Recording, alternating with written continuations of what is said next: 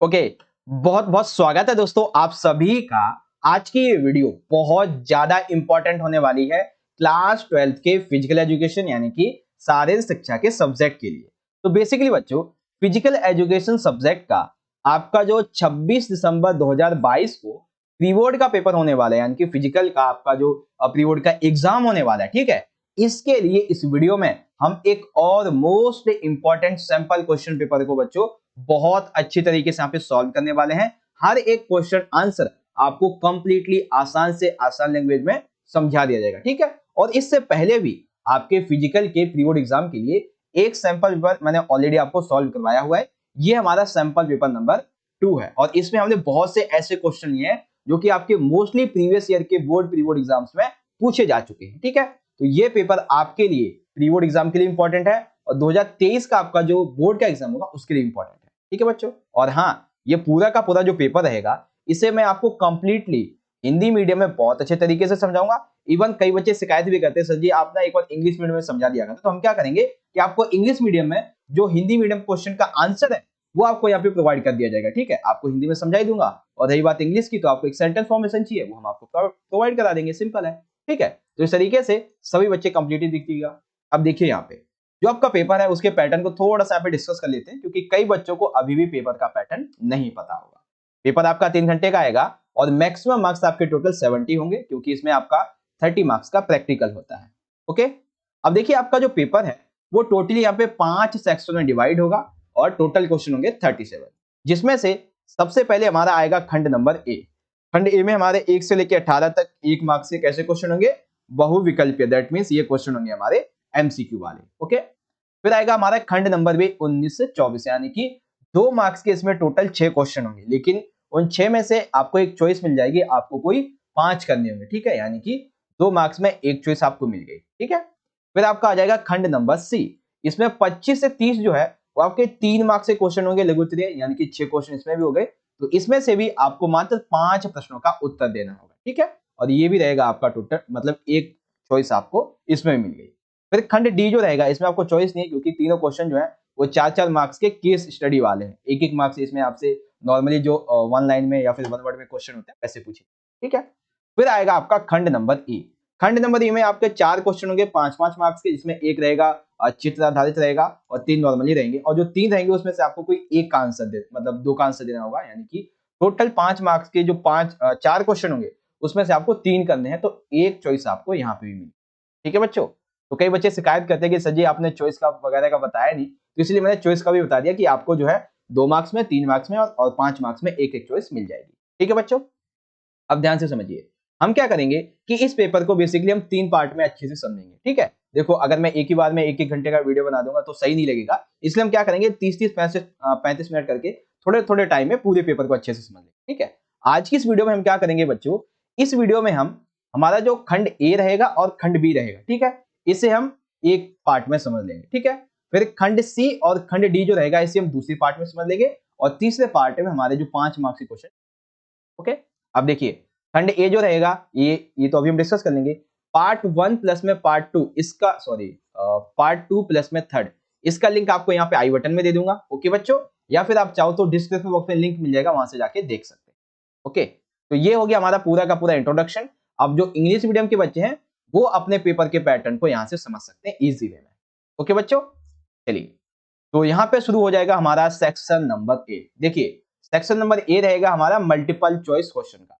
तो आप सभी बच्चों से रिक्वेस्ट है कि सेक्शन ए में हमारे जितने भी ये 18 एमसीक्यू क्वेश्चन रहेंगे, आप सभी बच्चे इन एमसीक्यू क्वेश्चन का आंसर मेरे आंसर देने से पहले जरूर करें। इससे आपकी भी प्रैक्टिस हो जाएगी और मुझे भी अच्छा लगेगा, चाहे आप लाइव सेशन हो या फिर कमेंट बॉक्स में, ठीक है। और हाँ, जब ये एमसीक्यू खत्म हो जाएंगे तो आप सभी मुझे अपना स्कोर भी बताइएगा कि 18 में से हमारे 16 18 में से हमारे 18 आए, 18 में से हमारे 16 मार्क्स आए, 12 मार्क्स आए, वट एवर जितना भी आए, ठीक है ना। तो इससे अच्छा लगता है कि हाँ भाई बच्चे जो है ना वो इंटरेक्ट है हमारे साथ में, अच्छा लगता है ये सारी चीज। ओके बच्चों, चलिए तो अब हम शुरुआत करते हैं। ऑलरेडी हमारे 4.5 मिनट हो चुके हैं सेक्शन नंबर ए यानी कि मल्टीपल चॉइस क्वेश्चन के बारे में। पहला क्वेश्चन जो रहेगा बच्चों वो रहेगा कि आपको एक इमेज दे दी जाएगी, उसके आधार पे आपको पहचान करना होगा कि वो इमेज क्या है। जैसे कि यहाँ पे हमें इमेज दी गई है आसन के बारे में, तो हमें बताना है कि ये जो पहला आसन है, मतलब पहले क्वेश्चन में ये जो इमेज हम देख रहे हैं, इस इमेज में ये किस आसन को दर्शाया जा रहा है, ठीक है। वज्रासन, हलासन, ताड़ासन या फिर पश्चिमोसन। यहाँ पे जो बेसिकली किस आसन को दर्शाया गया बच्चों, पश्चिमोसन को दर्शाया गया। ठीक है, ऑप्शन नंबर जो है हमारा ए यहाँ पे राइट हो जाएगा। ओके, कौन सा ऑप्शन राइट होगा हमारा, ऑप्शन नंबर ए वाला। अब देखिए जो दृष्टिबाधित बच्चे हैं उनके लिए क्वेश्चन क्या है, उनके लिए क्वेश्चन है कि आम तौर पर चयापचयी विकार यानी कि जिसे मेटाबॉलिक कहते हैं, इसके रूप में जाना जाता है, जिसमें रक्त में लंबे समय तक शर्करा की अधिक मात्रा पाई जाती है। शर्करा और लंबे समय तक रक्त में, इसका मतलब क्या हुआ कि एक ये ऐसी बीमारी है जिसमें एक व्यक्ति के बॉडी में, एक व्यक्ति के ब्लड में एक लॉन्ग टाइम तक शर्करा पाई जाती है, उसे हम क्या कहते हैं। तो शर्करा यानी किसके संबंध में है, मधुमेह के संबंध में, तो यानी कि ऑप्शन ए हमारा इसका राइट हो जाएगा। ठीक है, सिंपल सिंपल सा क्वेश्चन है और सीधा सीधा आंसर हम कर रहे हैं। अब इसी तरीके से आप इसे इंग्लिश में देख सकते हैं कि आइडेंटिफाई द आसन, तो ये हमारा ऑप्शन नंबर जो है वो ए राइट हो जाएगा। ओके, अब इसी तरीके से जो इंग्लिश में हमारा क्वेश्चन था, मतलब हिंदी में, उसको इंग्लिश में देखेंगे। Commonly known as a metabolic disorder in which there is a high amount of sugar in the blood for a long time, what is related to diabetes. ठीक है, क्या बोलते हैं इसको, डायबिटीज बोलते हैं। आगे क्वेश्चन नंबर सेकंड की बात करेंगे, तो सेकंड क्वेश्चन है कि भाई लीग टूर्नामेंट के रूप में जाना जाता है, यानी कि लीग टूर्नामेंट का एक दूसरा नाम क्या है बेसिकली। ठीक है, दूसरा नाम क्या है लीग टूर्नामेंट का, तो इसका नाम है बच्चों राउंड रोबिन। क्या बोलते हैं इसको, round robin. League tournament is also known as a round robin, option number B. Okay, now question number third है हमारा कि भाई देखो, शरीर में वातावरण से ऑक्सीजन लेने की प्रक्रिया को क्या कहते हैं। हमारी बॉडी को, हम सभी को पता है, जीवन जीने के लिए ऑक्सीजन चाहिए, तो हम अपने एनवायरनमेंट से, वातावरण से जो ऑक्सीजन प्राप्त करते हैं, हमारी बॉडी जो ऑक्सीजन प्राप्त करती है, उस प्रक्रिया को हम क्या कहते हैं, ऑक्सीजन अंतःग्रहण, स्ट्रोकायतन, ऑक्सीजन का ग्रहण या फिर एरोबिक क्षमता। तो इसको बोलते हैं बच्चों ऑक्सीजन का ग्रहण करना। क्या बोलते हैं, ऑक्सीजन का ग्रहण करना। ओके, सिंपल सा क्वेश्चन था। चलिए अब इसी को आप इंग्लिश में देख सकते हैं कि the process of taking oxygen from the environment into the body is called capture of the oxygen. Okay, now अब आता है क्वेश्चन नंबर फोर्थ। बेसिकली इसमें क्या है कि आपको सही मेल का चुनाव करना है, यानी कि इसमें से जो है वो सही कौन सा है। तो देखेंगे भाई, सबसे पहला है महिलाओं के संबंध में है ये, महिलाओं के संबंध में प्रथम रजोदर्शन। ये प्रथम रजोदर्शन का मतलब क्या है, इसका मतलब है ये एक पहला मासिक धर्म होता है। बिल्कुल ठीक है, जब जो लड़की होती है, ठीक है, स्त्री वटेवर, जो कि किशोर अवस्था में प्रवेश कर रही होती है, तो प्रथम रजोदर्शन को पहला मासिक धर्म कहते हैं। दूसरा है मासिक रक्तस्राव। ठीक है, तो ये मासिक रक्तस्राव कब होता है बेसिकली, तो ये होता है 21 से 35 दिनों के बीच में। ये ठीक है, अगर ये 21 दिन से पहले हो जाए और 35 दिन के बाद में हो, ठीक है ना, ये एक्यूरेट डेट है कि मतलब 21 से 35 दिन में होना ठीक होता है, लेकिन इससे पहले इससे बाद में हुआ तो ये एक क्या हो जाएगा, महिला एथलीट ट्रायड हो जाएगा। क्या हो जाएगा, ये एक महिला एथलीट जिसे आप ट्रायड कहते हैं, ये हो जाएगा। ठीक है ना, और जो कि बहुत ही खतरनाक होता है महिलाओं के लिए। ठीक है, उसके बाद तीसरा है कि अनियमित मासिक रक्तस्राव, क्या वो इसको क्या कहते हैं, तो ये सिंपल सी बात है, यही चीज है। तो इस संबंध में मतलब क्या हुआ भाई कि हमारा ऑप्शन नंबर डी राइट हो जाएगा। ठीक है, तो choice the correct one from the following, तो ये भी ठीक है हमारा, ठीक है, बी भी ठीक है और यहाँ पे सी भी ठीक है। That means option number D हमारा राइट हो जाएगा। ओके बच्चों, चलिए क्वेश्चन नंबर 5 आ गया है हमारा कि वह योग्यता जो किसी अवरोध के विरुद्ध तेजी के साथ कार्य करने में मदद करती है। सिंपल ध्यान से समझिएगा,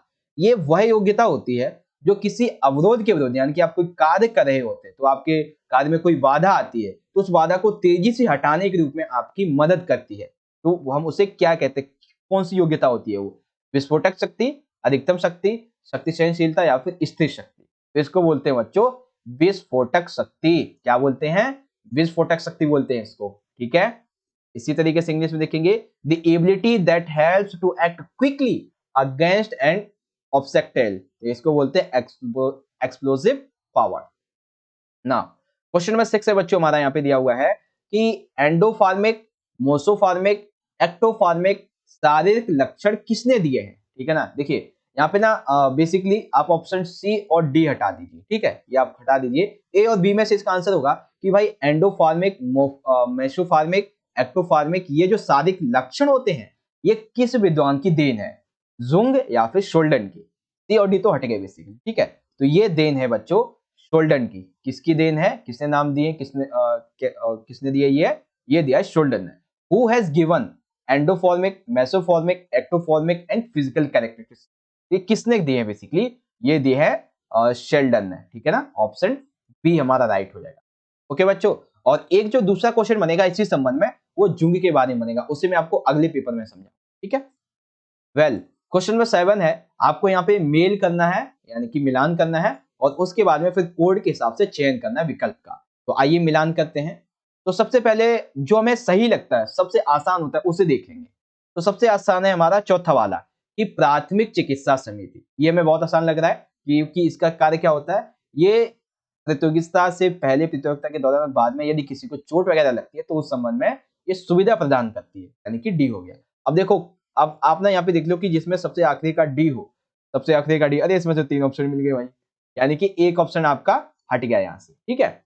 अब देखते हैं जो हमें और आसान लगे, तो और आसान लगेगा हमें दूसरा वाला, वित्त समिति। वित्त समिति का कार्य क्या होता है, इसका कार्य होता है धन और व्यय से निपटने के लिए, यानी कि अब हमें देखना है कि जिसमें दूसरे का तीसरा मिल जाए, ठीक है।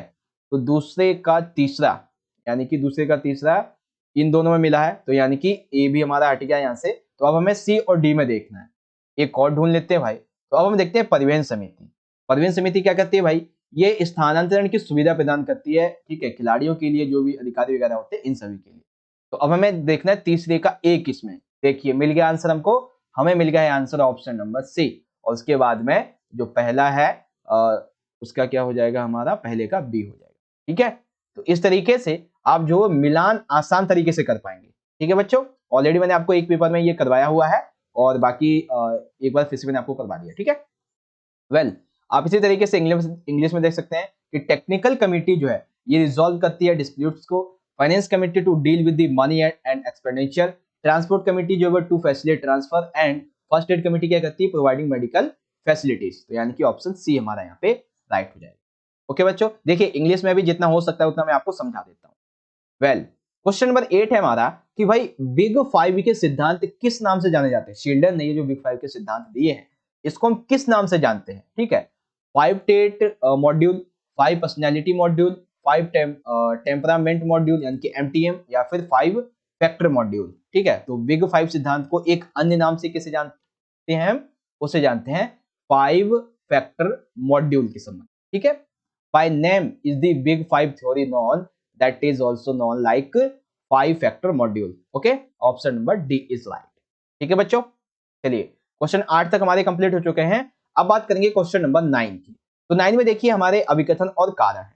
तो अभिकथन देखिए क्या कहता है, अभिकथन कहता है कि भाई पादप यौगिक ऐसे होते हैं जिनमें गैर पोषक तत्व पाए जाते हैं, जिन्हें खाया जा सकता है, ठीक है। यानी कि ये जो पादप यौगिक होते हैं बेसिकली ये ऐसे यौगिक गैर पोषक तत्व होते हैं जिन्हें आप खा सकते हो, जैसे कि धनिया, मेथी, और भी बहुत सारे होते हैं, ठीक है। इन सभी को आप क्या साग वगैरह हो गया, चने का साग, इसको आप खा सकते हो, ठीक है। कारण क्या कहता है, कारण ये कहता है कि विभिन्न शोधों से यह सिद्ध हुआ है कि बहुत से पादप यौगिक कैंसर की रोकथाम करते हैं। हाँ ये भी ठीक है भाई, कि बहुत से पादप यौगिक ऐसे हैं जो कि कैंसर की रोकथाम भी करते हैं, ऐसे बहुत सारे जो शोध हुए उससे पता चलता है। यानी कि भाई पादप यौगिक का अभिकथन ठीक है, कारण भी ठीक है। अब यहाँ पे ना एक थोड़ी चीज और आप ये समझ लेना कि जो पादप यौगिक होते हैं इसके दोनों तरीके के प्रभाव पड़ते हैं, सकारात्मक भी पड़ते हैं और नकारात्मक भी पड़ते हैं। वो डिपेंड करता है कि आपने किस पादप यौगिक को खाया। जैसे आप किसी जंगली पौधे को खा लेते हैं तो उससे आप बहुत ज्यादा बीमार हो जाएंगे, किसी अच्छे पौधे को खाएंगे तो जैसा कि हमने देखा कि शोध से पता चलता है इसने कैंसर की जो रोकथाम है उसमें बहुत मदद की है। तो यानी कि अच्छा बुरा दोनों प्रभाव पड़ता है इसका, ठीक है। मतलब क्या है भाई, मतलब ये है कि हमारा ए और आर दोनों सही है और आर ए की सही व्याख्या करता है, ठीक है। तो ए हमारा राइट हो जाएगा। अब इसी संबंध में आप एसेशन लिखेंगे तो एसेशन इस तरीके से रहेगा कि plant compounds are those in which non nutrients are found which can be eaten, right है। And reason various researches have provided that many plant compounds prevent cancer, yes, that is also right, that means A हमारा right हो जाएगा। Okay, now question number 10, ये भी एक अभिकथन कारण रहेगा, यानी कि दो आपके अभिकथन कारण आने वाले हैं। अभिकथन हमारा कहता है कि यह थकान के दौरान कार्य करने की क्षमता है। जब आप थक जाते हैं तो उस दौरान भी आपको और ज्यादा मोटिवेट करता है कि आप ज्यादा कार्य करें। तो इस क्षमता को क्या कहते हैं, फॉल्ट लेक प्रशिक्षण सहन क्षमता। बिल्कुल ठीक है भाई, यानी कि जब आप थक जाते हैं तो उस दौरान आपको ये जो प्रशिक्षण है, फर्टिलिक प्रशिक्षण, सहन क्षमता, ये आपको और ज्यादा प्रेरित करती है कार्य करने के लिए। दैट मीन्स फिर से हमारा वही ऑप्शन हो जाएगा कि हमारा ए राइट हो जाएगा। ओके, सिंपल सा था।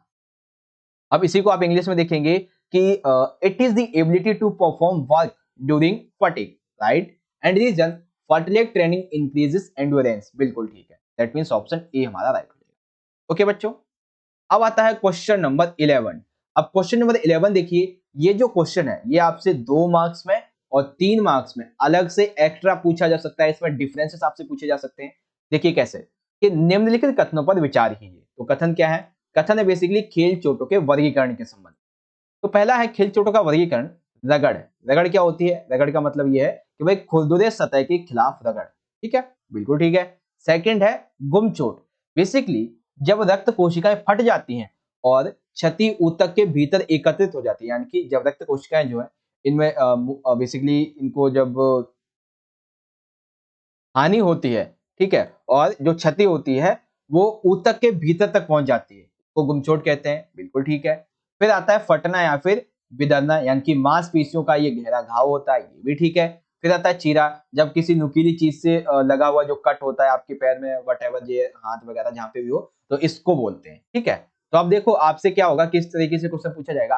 आपसे पूछा जा सकता है रगड़ और गुमचोट में अंतर बताइए, फटना और चीरा में अंतर बताइए। तो ऐसे ऐसे अलग अलग करके पूछे जा सकते हैं। या फिर आपसे पूछा जा सकता है कि भाई किन्हीं 2 खेल चोटों का वर्गीकरण कीजिए, तो आप ऐसे लिख देंगे, ठीक है। वेल, यहाँ पे हमारे ये जो चारों के चारों ऑप्शन है ये सभी के सभी ठीक है।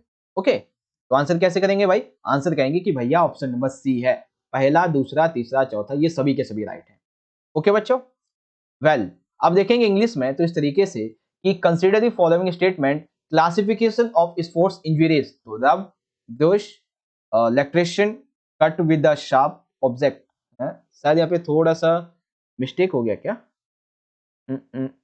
शायद ऑप्शन थर्ड में थोड़ी सी मिस्टेक हो गई है, बट आप उसको इग्नोर करें। यहाँ पे सी रहेगा आपका ऑप्शन यहाँ पे, ठीक है। वैसे हिंदी में आपको समझा ही दिया और बाकी इंग्लिश में देख ही लेंगे आप। वेल, अब आता है क्वेश्चन नंबर 12। ये जो क्वेश्चन ये मैं आपको ऑलरेडी एक बार और करवा चुका हूँ।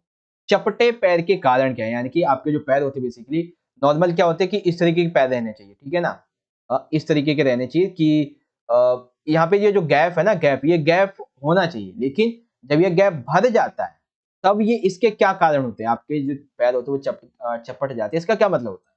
तो सबसे पहला ये होता है कि आपके जो पैरों की मांसपेशियां हैं वो कमजोर होती चली जा रही है। साथ ही आप सही प्रकार के जूते नहीं पहन रहे हैं, या फिर आपका जो शरीर का भार है, आपका जो वजन है वो बहुत ज्यादा बढ़ गया है। इसलिए आपने देखा होगा कि जो मोटे लोग होते हैं उनका जो पैर वगैरह होता है, आप देखना कभी ध्यान से, और जब वो खड़े हो तो उनका पैर चिपका हुआ रहेगा, ठीक है। उसके बाद सी है कि स्वास्थ्य मांसपेशियों का होना। देखिए, अगर आपकी मांसपेशियां स्वास्थ्य रहेंगी तो इसका मतलब क्या है कि आपको चपटे पैर हो जाएंगे? भाई बिल्कुल ही नहीं होंगे। जैसे देखिए, पैरों की मांसपेशियां कमजोर होती हैं तभी तो होता है ये, और सी में कहा गया है कि अगर ये होगा तो भी हो जाएगा, नहीं ये गलत हो जाएगा, ठीक है। वेल, हमसे क्या कहा गया है? हमें कारण बताने हैं, तो कारण के संबंध में हमारा ए राइट है, बी राइट है, इसका मतलब बच्चों डी सही हो जाएगा, ए तथा बी दोनों सही हैं, ठीक है। ऑप्शन नंबर बी राइट हो जाएगा। अब इसी को आप इजीली इंग्लिश में देख सकते हैं, what is the reason for flat feet? तो यहाँ पे ए राइट है, बी राइट है, that means option number C right. Okay, now अब आता है हमारा क्वेश्चन नंबर 13। 13 में पूछा गया है आंशिक या फिर पार्शियल कर्ल अप परीक्षण मापन, इसका प्रयोग किसके लिए किया जाता है? ठीक है, या फिर आंशिक कह सकते हो या फिर पार्शियल कर्ल अप परीक्षण कह सकते हो। इसका मापन किसके लिए किया जा सकता है, किया जाता है बेसिकली? उदर की शक्ति मापने के लिए, पैरों की विस्फोटक ताकत को मापने के लिए, चपलता और गति को मापने के लिए, त्वरण गति को मापने के लिए। बेसिकली ये जो आपका परीक्षण मापन है, आंशिक कह लो या फिर पार्शियल कर्ल कह लो, इसका उपयोग किया जाता है उदर की शक्ति को मापने के लिए, यानी कि पांच, एक सेकेंड, ऑप्शन ए राइट हो जाएगा। Partial curl up test measurement is used to measure abdominal strength, ठीक है, measure to abdominal strength, simple सा। ओके बच्चों, नाउ अब आता है क्वेश्चन नंबर 14। क्वेश्चन 14 में पूछा गया बच्चों कि निम्न में से लचक को बढ़ाने वाली विधि में शामिल नहीं है, कि लचक को जो बढ़ाने वाली विधि है इनमें से कौन सी नहीं है, ठीक है। तो पहली विधि है बालिस्टिक विधि, भाई ये तो बिल्कुल ठीक है, ये तो विधि है। और सी है स्लो स्ट्रेच एंड होल्ड विधि, ये भी ठीक है। एंड डी है पोस्ट आइसोमेट्रिक स्ट्रेच विधि, ये भी राइट है। लेकिन जो शामिल नहीं है वो है धीमी निरंतर विधि, यानी कि ये वाला इसमें गलत हो जाएगा। ठीक है, धीमी निरंतर गति ये जो है वो गलत हो जाएगा किस संबंध में, विधि के बारे में। तो which of the following is not a method of increasing flexibility, that is slow continuous method. Okay बच्चों, नाउ 15वां क्वेश्चन, ये क्वेश्चन ऑलरेडी मैं आपको समझा चुका हूं एक बार कि भाई एथलीट गति या फिर एथलीट का जो त्वरण है ये किसके द्वारा मापा जाता है। संशोधित पुश अप्स लड़कियों के लिए होते हैं, 4x10 मीटर शटल दौड़ के द्वारा, 50 मीटर जो स्टैंडिंग स्टार्ट होता है इसके द्वारा, या फिर सीट एंड रीच परीक्षण के द्वारा। ठीक है, तो एथलीट स्पीड यानी कि acceleration is measured by 50 metre standing start, यानी कि एथलीट गति जो त्वरण है ये किसके द्वारा मापी जाती है, 50 मीटर स्टैंडिंग स्टार्ट के माध्यम से। ऑप्शन नंबर सी राइट हो जाएगा। ओके बच्चों, चलिए अब आता है क्वेश्चन नंबर 16 में पूछा गया है कि लचक को बढ़ाने की आधुनिक प्रशिक्षण विधि कौन सी। देखो लचक को बढ़ाने की विधियां तो बहुत है, लेकिन वो विधि पूछी गई है हमसे जो कि आधुनिक प्रशिक्षण की विधि हो। आपके ऑप्शन है बाल्स्टिक प्रशिक्षण विधि, स्लो स्ट्रेच एंड होल्ड प्रशिक्षण विधि, आइसोटोनिक प्रशिक्षण विधि, या फिर पोस्ट आइसोमेट्रिक स्ट्रेच प्रशिक्षण विधि। दैट मीन्स यहाँ पे डी हमारा राइट हो जाएगा कि भाई लचक को बढ़ाने के लिए जो आधुनिक प्रशिक्षण विधि है वो कौन सी है, पोस्ट आइसोमेट्रिक स्ट्रेच प्रशिक्षण विधि, ये है। ठीक है, modern training method to increase flexibility, that is post isometric stretch training method. Okay, now question number 17 is that कि सहन शक्ति निर्धारित करने वाली सारी क्रिया किसे कहते हैं। ठीक है, यानी कि हमारे शरीर की जो सहन शक्ति निर्धारित करने वाली क्रिया होती है उसे हम क्या बोलते हैं, एरोबिक क्षमता, लचक, व्यक्ति की स्थिति, या फिर गुमचोट। तो बेसिकली इसको बोलते हैं हम एरोबिक क्षमता। ठीक है, physiological factors determining endurance, that is aerobic capacity. Now question number 18 कि ऐसा व्यवहार जो कि दूसरे व्यक्ति को नुकसान पहुंचाने के लिए किया जाता है वह कहलाता है। दैट मीन्स आप किसी व्यक्ति के साथ में इस उद्देश्य से व्यवहार कर रहे हैं कि आपको उसे नुकसान पहुंचाना है। ठीक है, आपको उसे हानि पहुंचानी, मारना पीटना व्हाटएवर जो भी है, तो वो उसे हम क्या कहते हैं, तनाव में ऐसा कोई करता नहीं, प्रेरणा नहीं, अवसाद यानी कि चिंता नहीं, राइट होगा बी, इसे बोलते हैं आक्रामकता। और ये आक्रामकता भी कई प्रकार की होती है। ठीक है, तो what is behavior that done to harm another person called, that is aggression। ठीक है, that is called aggression।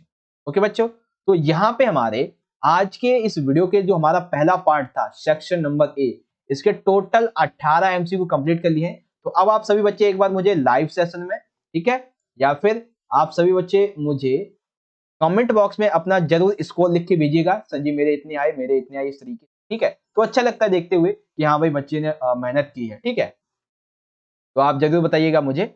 बाकी आपका सेक्शन नंबर जो ए था वो हमने यहाँ पे कंप्लीट कर लिया है, आप देख ही सकते हैं। हर एक क्वेश्चन आंसर मैंने आपको बहुत अच्छे तरीके से यहाँ पे समझाया, चाहे आपका चित्र वाला हो, दृष्टिबाधित बच्चे वाला हो। देखिए जितना हो सकता है मेरी तरफ से हिंदी इंग्लिश में वो मैं आपको अच्छे तरीके से यहाँ पे समझाता चल रहा हूँ। ठीक है, वेल अब हम बात करेंगे अपने सेक्शन नंबर बी के बारे में, क्योंकि ऑलरेडी हमारे 24 मिनट हो चुके हैं, 23 से 24 मिनट। सेक्शन नंबर बी आ चुका है हमारा। ठीक है, very short answer type question. ठीक है, very short answer type question, यानी कि अति लघु उत्तरीय प्रश्न। चलिए देखेंगे, क्वेश्चन नंबर 19 कहता है कि सामान्य जीवन शैली रोगों को रोकने में आसनों की भूमिका, यानी कि हमें क्या बताना है भाई, आसन की भूमिका क्या होती है हमारे जीवन शैली में रोगों को रोकने के लिए। सिंपल सा, तो भाई ये एक ऐसा क्वेश्चन है जो कि अगर आपका 5 मार्क्स में भी आ जाएगा ना तो भी आपको 50 ऐसे पॉइंट मिल जाएंगे जो आप आसानी से लिख दोगे इस संबंध। ठीक है, लेकिन कुछ बच्चे होते हैं जिनको नहीं समझ में नहीं आता कि क्या लिखें, बहुत सारे ऑप्शन होते हैं, तो मैं आपको कुछ कुछ इंपॉर्टेंट पॉइंट बता देता हूं, आप उनको समझ लेना। ठीक है, तो सबसे पहला होता है, आप ये देखना, यहाँ पे पूछा गया कि सामान्य जीवन शैली में रोगों को रोकने की बात की गई। ठीक है ना, रोगों के रोकने में बात की गई, ये उस संबंध में नहीं है कि शरीर को क्या लाभ होगा, ये रोगों को रोकने की बात की गई है। ठीक है, तो सबसे पहला होता है भाई कि हमारे हड्डियों के संबंध में और जोड़ों के संबंध में जो भी रोग वगैरह होते हैं उसके लिए हमारी हड्डियां और हमारे जोड़ों को मजबूत करता है। जोड़े यानी कि हमारा कंधा, कोहनी, एड़ी और जो हमारा घुटना होता है, इन सभी को जोड़ बोलते हैं। ठीक है, जहाँ पे जुड़ा हुआ होता है तो इसको बोलते हैं जोड़। तो इनको मजबूत बनाता है ताकि हमें गुमचोट वगैरह ना लगे। ठीक है, दूसरा ये है रक्त परिसंचरण में सुधार, यानी कि हमारी जो बॉडी होता है उसका बॉडी का जो ब्लड प्रेशर होता है, ठीक है, उसको में बहुत अच्छा सुधार करती है। हमारे बॉडी में जो ब्लड है वो जगह जगह कैसे जा रहा है उसको अच्छा बनाती है, ठीक है। फिर तीसरा है कि मजबूत प्रतिरक्षा, यानी कि हमारे शरीर में यदि रोग होता है तो उस रोग से लड़ने के लिए हमारे शरीर के अंदर में एंटीबॉडीज बना देती है, जिससे कि यदि कोई रोग छोटा मोटा होता भी है गलती से भी तो उसको रोक देती है, ठीक है। अब हमें इंसान है तो ऐसा तो है नहीं कि भाई हमें रोग होगा ही नहीं, एक टाइम को मशीन का भी अगर पावर चला जाएगा ना तो वो भी खत्म है एक तरीके से, ठीक है। तो वही चीज है, फिर तो वो इंसान है, इंसान गलतियां नहीं करेगा तो क्या मशीन करेगी, मशीन भी कर देती है, ठीक है। तो यानी कि अगर रोग हो रहा होगा, ठीक है ना, तो उसको अंदर ही अंदर खत्म कर देगी। आगे है श्वसन अंगों की दक्षता में सुधार।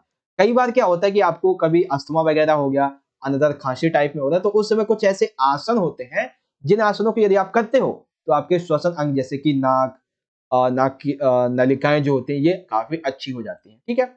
उत्सर्जन प्रणाली का पूरक प्रदर्शन। उत्सर्जन प्रणाली मतलब कि आप जो सांस लेते हो, आप जो सांस छोड़ते हो, ये जो पूरी की पूरी प्रक्रिया होती है, सांस लेना सांस छोड़ना, इसको अच्छा बनाता है, ठीक है। साथ ही मांसपेशियों के ऊतकों को मजबूत करना। देखो हमारे दो तरीके के ऊतक होते हैं, एक जटिल एक कोमल। तो जटिल में तो ज्यादा कोई दिक्कत होती नहीं है, लेकिन हमारे जो कोमल ऊतक होते हैं उन्हें ज्यादा दिक्कत होती है, तो उनको और ज्यादा अच्छा बनाता है, मजबूत बनाता है कौन, आसन, ठीक है।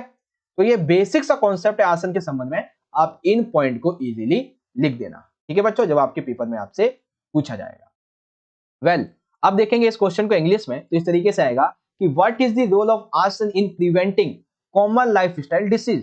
तो strength bones and joints, improve blood circulation, strong immunity, improve efficiency of respiratory organs, strength muscle tissues, उसके बाद में supplementary performance of the emission system, इस तरीके से, ठीक है। तो आप इन पॉइंट को रीड आउट कर सकते हैं, बाकी मैंने आपको पढ़ के भी बता दिया। अब है क्वेश्चन नंबर 20 में पूछा गया है कि गति के किन्हीं दो प्रकारों को समझाइए। तो यानी कि बेसिकली देखिए यहाँ पे न्यूटन की गति के बारे में बात नहीं की गई, यहाँ पे गति की बात की गई है, केवल गति की, न्यूटन की गति की बात नहीं की गई है, ठीक है। तो गति के बहुत से प्रकार हैं। अब देखिए दो प्रकार पूछे गए हैं, तो मैं आपको यहाँ पे तकरीबन 5 से 6 बताऊंगा, जिससे कि यदि गति के प्रकार आपसे 2 मार्क्स में भी आ जाए, 3 मार्क्स में भी आ जाए या 5 मार्क्स में भी आ जाए, 2 में आएगा तो आप 2 लिख देना, 3 में आएगा तो आप 3 लिख देना, 5 में आएगा तो 5 लिख देना, ठीक है ना। मैं आपको एक ही क्वेश्चन में 3 क्वेश्चन कंप्लीट करवा दूंगा, ठीक है। तो गति के प्रकार देखिए टोटल 6 लिए हैं मैंने, वैसे 3 मार्क्स में आएगा तो आपको 6 लिखने को होगा, 5 मार्क्स में आपको थोड़े ज्यादा लिखने होते, ठीक है। वेल देखेंगे इस क्वेश्चन को, तो सबसे पहले आती है प्रतिक्रिया गति योग्यता, ठीक है, प्रतिक्रिया गति योग्यता। तो बेसिकली किसी संकेतक के विरुद्ध जल्द जल्द कार्य करने की योग्यता। इसका मतलब क्या हुआ, बेसिकली देखो जब किसी व्यक्ति को कोई संकेत दिया जाए तो उस संकेत के साथ ही जल्दी से कार्य करने की योग्यता को बोलते हैं प्रतिक्रिया गति योग्यता। यानी कि जैसे किसी ने आपको इंस्ट्रक्शन दिया, आपको संकेत दिया कि आपको ये करना है, तो आपने तुरंत उस काम को कर दिया, ठीक है, तो उसको बोलते हैं योग्यता। जैसे आपके मम्मी पापा, अपने मम्मी या पापा ने बोला कि बेटा आज तुझे बाजार जाना है और ये सामान लेके आना है, आप तुरंत बाजार गए, सामान लेके आ गए। आपके पापा ने बोला, मम्मी ने बोला कि यार तुझे खाना बनाना है, या लड़की लड़का वटेवर जो भी है, तो आपने तुरंत खाना बना दिया। तो ये क्या है कि आपको संकेत दिया गया, इंस्ट्रक्शन दिया गया, आपने तुरंत उसका पालन करते हुए जल्दी से कार्य किया, ठीक है। फिर आता है त्वरण गति योग्यता। इसका मतलब क्या है, तो इसका मतलब ये कि अपने अधिकतम गति की स्थिति जल्द से जल्द प्राप्त करने की योग्यता। जैसे कि मान लेते हैं कि आप कोई खेल खेल रहे हो, ठीक है, उस खेल में जैसे मान लेते हैं कि आप बैडमिंटन वगैरह खेल रहे हो, तो बैडमिंटन में क्या होता है कि आप पहले तो नॉर्मली खेलते रहते, लेकिन उसमें आप जैसे ही जितना जल्दी हो सके उतनी जल्दी अपनी जो रफ्तार होती है, खेल खेलने की स्पीड जो होती है, उसे आप जल्दी से जल्दी प्राप्त करते हैं, यानी कि और ज्यादा गति को बढ़ाते हैं, तो उसी को त्वरण गति कह देते हैं। यानी कि जल्दी से जल्दी और अधिक से अधिक अपनी जो स्थिति है उसको और ज्यादा तेज बनाना, इसको बोलते हैं। फिर तीसरा है गति योग्यता। इसका मतलब क्या है, तो इसका मतलब ये है कि अपने अधिकतम गति की स्थिति है, एक सेकेंड, ये तो शायद मेरे हिसाब से एक ही हो गया।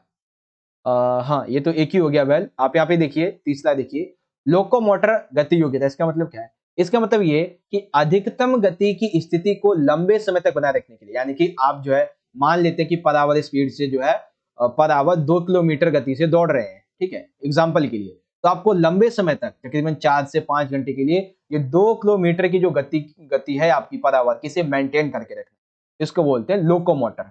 यानी कि एक सामान्य स्थिति में जो आपकी नॉर्मली या फिर जितनी ज्यादा होती है उसको आपको सामान्य रखते हुए चलना है। ठीक है, जैसे आपने मोटर होता है ना, मोटर एकदम जैसे बिजली उसको मिलेगी, जिस लेवल पे मिलेगी उस हिसाब से वो चलता रहेगा एक ही लाइन पे, घंटों चलता रहेगा, दिक्कत नहीं होगी। तो वैसे ही आपका भी है। ठीक है, उसके बाद चौथा यानी कि पांचवा है क्रिया गति या फिर गति योग्यता। इसका मतलब क्या है कि अपने अधिकतम गति की स्थिति जल्द से जल्द प्राप्त करने की योग्यता। तो ये बेसिकली वही हो गया। ठीक है, और छठा है गति सहनशीलता, यानी कि थकावट की स्थिति में किसी क्रिया को जल्द करने की योग्यता को बोलते हैं गति सहनशीलता। ठीक है, तो ये है बेसिकली आपका पूरा का पूरा पार्ट। अब देखो एक बार ना मैं आपको थोड़ा सा दोबारा से रिवाइज कर देता हूं, क्योंकि कई बच्चों को थोड़ा सा यहाँ पे डाउट होगा। पहले तो आप क्या करो कि आप ये तीसरे को भूल जाओ, ठीक है, और आप जो है इसको भूल जाओ। ओके, आप जो तीसरा पांचवा है इसे भूल जाओ। देखिए पहले में क्या होता है, पहले में आप मान लेते हैं कि दौड़ लगा रहे हैं। ठीक है, आप दौड़ लगा रहे हैं, आपसे जैसे ही रनर ने बोला सीटी मारी, वैसे आपने इस पॉइंट से दौड़ लगाना शुरू कर दिया, यानी कि आपने जो है वो भागना शुरू कर दिया। तो जैसे आपको संकेत मिला आपने कार्य करना शुरू कर दिया।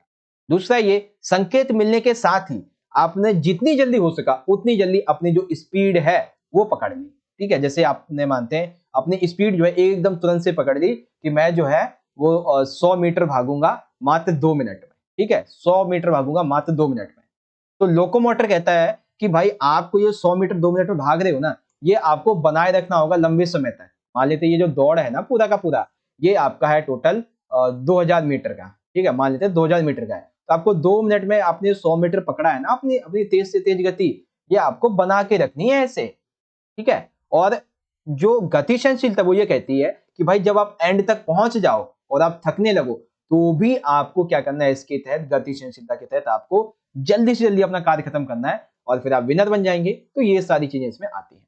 ठीक है बच्चों, देखिए जितना सिंपल से सिंपल हो सकता है एक अच्छे से एग्जाम्पल के साथ में, वो मैंने आपको यहाँ पे समझा दिया अच्छी तरीके से। ठीक है बच्चों, तो ये हमारा गति के किन्हीं 3 प्रकार 2 प्रकार की बात हुई थी, ये मैंने आपको समझा। ठीक है, अब इसी तरीके से आप इंग्लिश में देख सकते हो, explain any two types of motion. तो reaction speed ability, acceleration speed ability, आप इसे भूल जाओ, लोकोमोटर एबिलिटी और ई को भूल जाओ, एंड उसके बाद आ जाएगा हमारा ई यानी कि स्पीड टॉलरेंस, ये सारी चीजें। ओके बच्चों, चलिए अब बात करते हैं क्वेश्चन नंबर 21 की। हाँ देखिए मैं बोल रहा था ना कि न्यूटन की गति के नियम अलग है, तो ये रहे वो। न्यूटन की गति के 2 नियमों का उल्लेख कीजिए। ठीक है, 2 पूछे गए हैं लेकिन मैं आपको 3 बताऊंगा, कहीं ये आपको अगर 3 में पूछ लिएगा तब क्या करोगे, इसलिए मैं आपको 3 बता देता हूँ। ठीक है, तो पहला नियम ये भाई कि न्यूटन का प्रथम नियम है जड़ता का नियम। जड़ता का नियम क्या है भाई, तो इसमें क्या होता है कि कोई भी वस्तु तब तक अपनी स्थिति बदलती है, तब तक अपनी स्थिति नहीं बदलती जब तक उस पर कोई बाहरी बल नहीं लगता। दैट मीन्स मान लेते हैं कि अभी आपका जो फोन आपके हाथ में, जिस फोन से ये वीडियो देख रहे हो, आप अपने फोन को एक टाइम के लिए अपने बिस्तर पे रख दो, वट जो भी, या जमीन कहीं पे भी रख दो, क्या वो अपने आप ही लेगा? नहीं हिल सकता। तो जड़ता का नियम ये कहता है कि कोई भी वस्तु तब तक नहीं हिलेगी जब तक उस पर बल नहीं लगाया जाएगा। कोई भी स्थिति अपनी उस पर्टिकुलर कोई वस्तु जो है वो अपनी स्थिति से तब तक नहीं हटेगी जब तक उसको फोर्स नहीं किया जाएगा, बल नहीं लगाया जाएगा। ठीक है, दूसरा नियम है त्वरण का नियम। ये दूसरा नियम है, ये क्या कहता है कि किसी भी वस्तु में उत्पन्न होने वाले त्वरण की दर वस्तु पर लगने वाले बल को समानुपाती तथा उसके द्रव्यमान के व्युत्क्रम अनुपाती होती है। दैट मीन्स किसी भी वस्तु पे जब बल लगता है और बल लगने के बाद में वो जो अपनी गति प्राप्त करती है उसको बोलते हैं त्वरण। ठीक है, उसके साथ में वस्तु पे जो बल लगता है वो समानुपाती होती है, उसका जो द्रव्यमान होता है ये व्युत्क्रम अनुपाती, ये आपने 10th क्लास में पढ़ा होगा अच्छे तरीके से। ठीक है, फिर तीसरा नियम है, ये होता है कि भाई प्रत्येक क्रिया में हमेशा बराबर तथा विपरीत प्रक्रिया होती है। मान लेते हैं कि आप जो है किसी भी वस्तु को, मान लेते हैं कि 2 किलो की वस्तु है, आप उसको वहां से हटा रहे हैं या धक्का दे रहे हैं, 200 किलो की वस्तु है मान लेते हैं, तो आप जितना बल, मान लेते हैं आप 10 ग्राम बल लगा ले, ठीक है, तो जो वस्तु रहेगी वो भी आपको उतना ही बल देती है, यानी कि वो आपकी तरफ भी प्रतिक्रिया उतनी ही करती है। ठीक है, जितना आप बल ज्यादा लगाओगे किसी वस्तु पे, वो वापस से आपको उतना बल आपकी तरफ खींचेगा, ठीक है ना, भेजेगा। तो ये प्रतिक्रिया होते हैं तीसरे वाले। तो ये तीनों के तीनों बल थे, ठीक है ना, दूसरा, तीसरा और पहला, ये सारी चीजें आई होप आपको समझ में आ गई होंगी। तो न्यूटन की गति के ये कुछ बल हैं, ठीक है, आई होप आप यहाँ पे समझ गए होंगे। अब इसी को आप इजीली इंग्लिश में समझ सकते हैं कि mention any two laws of Newton motion, sorry Newton's motion. तो न्यूटन्स फर्स्ट लॉ है लॉ ऑफ इंटीरिया एंड सॉरी इंटीरिया है, एंड सेकंड है law of acceleration, and third है जो कि अभी मैंने आपको समझाया। ठीक है, नाउ क्वेश्चन नंबर 22 आ जाता है बच्चों कि फास्ट एंड स्लो ट्विच तंतु में अंतर बताइए। एक होते हैं फास्ट यानी कि सफेद ट्विच तंतु, और एक होते हैं स्लो यानी कि लाल ट्विच तंतु। तो इन दोनों में क्या डिफरेंसेस है बेसिकली, ठीक है। अच्छा, एक चीज मैं आपको यहाँ पे बता देता हूँ। अभी ना कई बच्चे इस डाउट में होंगे कि सर जी यहाँ पे हमारे जो जाने माने चैप्टर हैं ज्यादातर, उसमें से आपने क्वेश्चन 2 मार्क्स में क्यों नहीं लिए। बेसिकली देखो, वो जो जाने माने आपके चैप्टर है ना, उनमें से ज्यादातर आपके लॉन्ग क्वेश्चन आएंगे, 3 मार्क्स में आएंगे और 5 मार्क्स में आएंगे। तो आपकी अभी इसके बाद में जो वीडियो आएगी ना, उसमें देख लेना बहुत अच्छे तरीके से जो आपके अनदर इंपॉर्टेंट क्वेश्चन है उनको मैं समझाऊंगा। ठीक है, पहले हम बात कर लेते हैं फास्ट यानी कि सफेद ट्विच तंतु के बारे में। तो बेसिकली ये ऐसे तंतु होते हैं जो कि गति क्रियाओं के लिए जाने जाते हैं। गति क्रिया यानी कि जो कि गति करते हैं। फॉर एग्जांपल ऐसे तंतु जो कि ऑक्सीजन की अनुपस्थिति में भी कार्य करते हैं, उन्हें कहते हैं ट्विच तंतु या फास्ट यानी कि सफेद तंतु। ठीक है, सिंपल सा देखो, दोबारा समझा देता हूँ, एक सेकेंड। हाँ, और दोबारा समझने से पहले भी एक बार मैं आपको ये दूसरा वाले भी समझा देता हूँ, स्लो लाल क्या होता है बेसिकली। तो यह सहन शक्ति क्रियाओं के लिए जाने जाते हैं ऐसे तंतु जो ऑक्सीजन की उपस्थिति में भी ऊर्जा का कार्य करते हैं। सिंपल सा, ठीक है ना। दोनों बेसिकली है थोड़ा सा एक ही जैसे हैं, लेकिन यहाँ पे क्या है कि जो फास्ट यानी कि सफेद तंतु हैं, ये क्या कहते हैं, ये ऐसे तंतु हैं जो गति क्रियाओं के लिए जाते हैं। ठीक, गति क्रियाओं के लिए जाने जाते हैं। लेकिन जो स्लो लाल तंतु ये किसी के लिए जानते हैं, ये सहन शक्ति क्रियाओं के लिए जाने जाते हैं। ठीक है, बाकी दोनों का कार्य एक ही है कि ये ऐसे तंतु होते हैं जो ऑक्सीजन की अनुपस्थिति में कार्य करते हैं, इनकी ऊर्जा देते हैं, और ये भी वही सेम चीज है। ठीक है, बस एक क्या है, एक क्रियाओं के लिए जाने जाते हैं और एक सहन शक्ति क्रियाओं के लिए जाने जाते हैं। सिंपल सा, एक गति की क्रियाओं और एक सहन शक्ति। तो ये बेसिक सा डिफरेंस है। ठीक है ना, इसी मैंने बोला था एक बार पढ़ देता हूँ फिर आपको समझाऊं। ओके, नाउ आप इसे इंग्लिश में देख सकते हैं कि explain the difference between fast and slow twitch fibres. तो fast and slow twitch fibres में क्या क्या डिफरेंस है देख सकते हैं। अब आ जाता है क्वेश्चन नंबर 23 में पूछा गया बच्चों, एक विधि है पोस्ट आइसोमेट्रिक विधि। क्या नाम है इसका, पोस्ट आइसोमेट्रिक विधि। ये विधि क्या होती है और इसे आपको समझाना है। तो बेसिकली देखेंगे पोस्ट आइसोमेट्रिक विधि क्या होती है। यह विधि प्रोपिओस्टिविक नाड़ी पेशीय सरलीकरण के सिद्धांत पर आधारित है। देखो, आपको ये कुछ वर्ड होते हैं खतरनाक से, ठीक है, इनको याद तो करना पड़ेगा कि पोस्ट आइसोमेट्रिक जो विधि है ये प्रोपिओस्टिव नाड़ी पेशीय सरलीकरण सिद्धांत इस पर आधारित होती है। अर्थात यदि किसी स्नायु का अधिकतम संकुचन कुछ सेकंड के लिए किया जाता है तथा वह स्थिति में 6 से 7 सेकंड तक उसका खिंचाव का प्रतिरोध सहता है, उसे पोस्ट आइसोमेट्रिक विधि कहते हैं। किसी स्नायु समूह को 8 से 10 सेकंड की अवधि तक खिंचवा देना तथा यह 4 से 8 बार से दोहराना चाहिए, इसी को पोस्ट आइसोमेट्रिक विधि कहते हैं। ठीक है, वेल यहाँ पे मैंने चित्र देना भूल गया बच्चों, अगर चित्र होता तो मैं आपको अच्छे से समझा देता। ठीक है, लेकिन हाँ, आप इसे चाहो तो पढ़ लो दोबारा से और समझ जाओगे। बाकी आपको ये जो पूरा का पूरा विधि होती है ये आपको याद करनी पड़ेगी, क्योंकि देखो कुछ क्वेश्चन ऐसे होते हैं जिनको आपको ना बस अच्छे से उनके हर एक सेंटेंस को समझना पड़ता है। ठीक है, तो आप इन सेंटेंस को इजीली समझ लेना, क्योंकि जितना हो सकता था वो मैंने आपको समझा दिया है। Mention the past isometric method के बारे में आप इजीली देख सकते हैं ये सारी चीजें। आखिरी क्वेश्चन है हमारा 2 मार्क्स का, वो ये कि भाई गैर पोषक तत्वों से आप क्या समझते हैं, फाइबर तथा स्वाद यौगिक में अंतर बताइए। ठीक है, वैसे ही 3 मार्क्स का है कि गैर पोषक तत्व और फाइबर तथा यौगिक में अंतर। तो बेसिकली देखिए गैर पोषक तत्व क्या होते हैं, हमारे आहार के ऐसे तत्व, ऐसे न्यूट्रिशंस जिससे हमें किसी भी प्रकार का न्यूट्रिशन नहीं मिलता है। यानी कि बेसिकली गैर पोषक तत्व क्या होता है, ये बेसिकली ऐसे, एक सेकेंड, इंग्लिश में क्या बोलते हैं इनको, एलिमेंट्स। हाँ, बेसिकली गैर पोषक तत्व जो है वो हमारे खाने के कुछ ऐसे तत्व, कुछ ऐसे एलिमेंट्स होते हैं जिससे हमें किसी भी तरह का कोई न्यूट्रिशन, कोई पोषण नहीं मिलता है। ठीक है, ये आहार के अपोषक तत्व होते हैं। जैसे होता है ना कि हम सेब वगैरह खा लेते हैं, अनाज जो खाना खाते हैं, उससे क्या होता है, रोटी दाल चावल, इससे हमें पोषण मिलता है, ठीक है, न्यूट्रिशन मिलता है। लेकिन जो गैर पोषक तत्व होते हैं इनसे में ऐसा कुछ नहीं है। जैसे कि पहला आता है फाइबर। फाइबर का मतलब हो गया यहाँ पे, फाइबर जो है जब आप खाते हैं तो ये जो है वो आपके मल त्याग में सहायक होते हैं और कब्ज होने में आपको रोकता है। ठीक है, यानी कि मल त्याग में, यानी कि आपको होता है ना कि कई बार मल त्यागने में दिक्कत होती है तो उसमें आपको सहायता करते हैं। कब्ज नहीं होगा आपको, आपका पेट खराब नहीं होगा, आंतों की जो कार्य प्रणाली है वो आपकी चलती रहेगी। और ये जो है फाइबर ज्यादातर आपको ताजे फलों में देखने को मिलेगा। ठीक है, उसके बाद आते हैं स्वाद यौगिक। तो स्वाद यौगिक क्या होते हैं भाई? स्वाद यौगिक में देखो, स्वाद यौगिक जैसे आपका चीनी, नमक, ये सभी क्या है, ये स्वाद यौगिक है, क्योंकि इनमें ना तो ऊर्जा होती है ना ही तो पोषण होती है। ठीक है, जैसे कि आपने दूध में जो है वो चाय डाल दी तो ये आपको न्यूट्रिशन नहीं देगा बल्कि आपका टेस्ट बढ़ा देगा। ठीक है, आपने सब्जी में नमक डाल दिया तो आपको वो सब्जी अच्छी लगेगी, आप थोड़ी ज्यादा खा लोगे, लेकिन नमक आपको कोई न्यूट्रिशन नहीं देगा। हालांकि नमक से, और नमक के साथ में जो आप आलू खा रहे हो, ठीक है, या फिर अदर जो चीजें खा रहे हो जो भी आपको न्यूट्रिशन दे सकती है वो तो देगी, लेकिन पर्टिकुलर जो नमक है किसी सब्जी में डाल दिया, किसी चाय में डाल दिया, चाय में चीनी डाल दी, जो भी डाल दिया, उससे आपको किसी भी तरीके का कोई जो है पोषक तत्व नहीं मिलेगा। ठीक है, तो ये सारी की सारी चीजें हैं।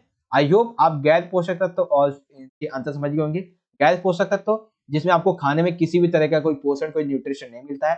फाइबर क्या होता है, ये आपके मल त्याग वगैरह करने में, कब्ज होने से रोकता है, और साथ ही ये ताजे फलों में देखा जाता है। स्वाद यौगिक में क्या होता है, इसमें ना तो ऊर्जा होती है ना ही तो पोषण होता है, ये बस हमारे खाने का स्वाद बढ़ा देते हैं, जैसे कि दूध में चाय पत्ती डाल दी, सब्जी में नमक डाल दिया, ये सारी चीजें। ओके, आई होप आप ये समझ गए होंगे। अब इसी तरीके से आपसे इंग्लिश में देख सकते हो कि what do you understand why non nutrition state the difference between fibre and flavour compound. तो नॉन न्यूट्रिशंस क्या होते हैं, फाइबर क्या है, एंड टेस्ट कंपाउंड्स क्या होते हैं, ये आप इजीली से देख सकते हो, या फिर फ्लेवर कंपाउंड्स जो भी है वट एवर। ओके, तो यहाँ पे हमारा आज का जो पेपर है वो हो चुका है कंप्लीट। ठीक है, तो अभी आप सभी को क्या करना है बच्चों, कि अभी हमारा section number C D E बचता है, तो आप जल्दी से जल्दी कमेंट कीजिएगा पार्ट 2 प्लस पार्ट 3 के लिए। ठीक है, जितना ज्यादा और जितनी जल्दी से जल्दी आप कमेंट करेंगे पार्ट 2 एंड पार्ट 3 के लिए, मैं उतनी जल्दी आपके लिए वीडियो जो वो अपलोड कर दूंगा। ठीक है, जल्दी से जल्दी और जितना ज्यादा से ज्यादा हो सके कमेंट कीजिएगा। ठीक है, यदि आप सभी को वीडियो अच्छा लगा हो तो ज्यादा से ज्यादा इस वीडियो को लाइक करें, क्योंकि आप जितना ज्यादा लाइक करेंगे उतना ज्यादा हमारा मोटिवेशन बढ़ेगा और ही ऐसी वीडियोस बनाने का। लाइक करें और अपने दोस्तों के साथ भी ज्यादा से ज्यादा जरूर शेयर कर दीजिएगा। ठीक है बच्चों, बाकी मिलते हैं आपसे अगली वीडियो में। और एक बार थोड़ा सा मैं आपको दोबारा समझा देता हूँ। इस वीडियो में हमने अपना सेक्शन ए भी देख लिया है, अगले में हम बी सी डी देख लेंगे और उसके बाद में ई को देख लेंगे। ठीक है बच्चों, तो ये कंप्लीट हो गया हमारा। वेल बच्चों, आपको आपके फिजिकल एजुकेशन के प्री बोर्ड एग्जाम के लिए ऑल द बेस्ट। मिलते हैं आपसे अगली वीडियो में, तब तक के लिए आप सभी पढ़ते रहिए, अपना ख्याल रखिएगा। धन्यवाद। जय हिंद, वंदे मातरम।